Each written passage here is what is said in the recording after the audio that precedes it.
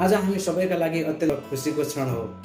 सुदूरपश्चिमको पवित्र भूमिबाट आफ्नो अथक मेहनत, निरन्तर सङ्घर्ष, आत्मविश्वास र अद्भुत प्रतिभाको बलमा नेपाली गीत सङ्गीतको क्षेत्रबाट विशिष्ट पहिचान बनाउन सफल सम्पूर्ण नेपालीहरूको प्रिय सुदूरपश्चिमकी चेली, सुदूरपश्चिमकी छोरी गायिका रेखा जोशी दिदीलाई यस परदेशी भूमिमा स्वागत गर्न पाउँदा हामी अत्यन्त खुसी भएका छौँ र उहाँको आगमनले आज हामी सबैलाई एकदम खुसी बनाएको छ।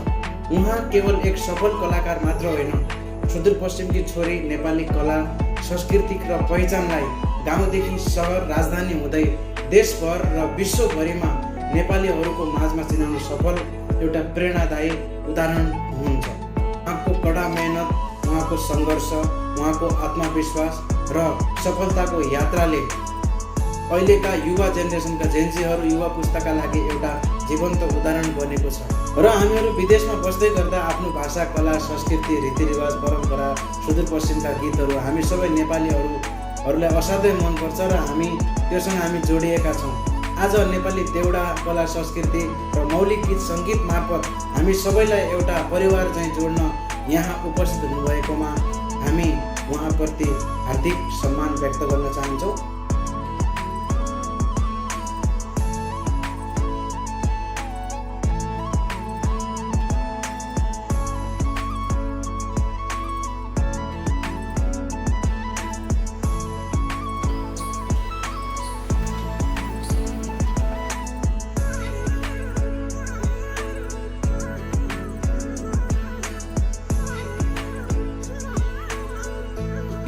नमस्कार सबैजनालाई। यति बेला छौँ हामी भारतको राजकोट, गुजरातको राजकोटमा छौँ। भर्खरै हामी नेपाली समाज फाउन्डेसनले यहाँ एकदमै न्यानो स्वागत गर्नुभएको छ। थ्याङ्क यू सो मच सम्पूर्ण मेम्बरहरूलाई।